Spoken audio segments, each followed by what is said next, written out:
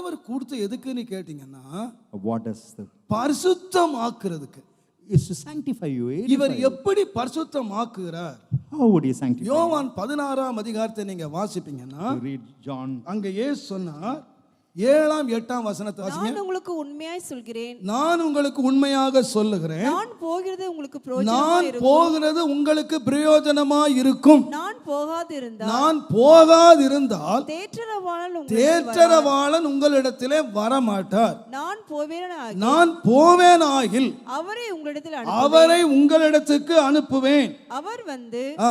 பாவத்தை குறித்தும் பாவத்தை குறித்தும் நீதியை குறித்தும் நீதியை குறித்தும் நியாய தீர்ப்பை குறித்தும் உலகத்தை கண்டித்து உணர்த்துவார். பேச மாட்டாரு, என்ன செய்வாரு? So he'll come and உணர்த்துவார். he will reprove. ஆவியானுடைய வேலை என்னன்னு கேட்டீங்கன்னா, What of the work of the Spirit? உணர்வை தருகிற ஆவி. He would reprove you. ஆவியான உள்ள கிரியை செய்யறதுக்கு The Holy Spirit would work. இது பாவம்ப்பா, This is sin. இது நீதி, This is righteous.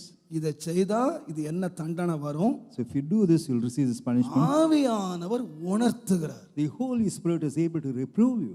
அந்த உணர்த்தல் மூலமாக தேவன் பரிசுத்தமாக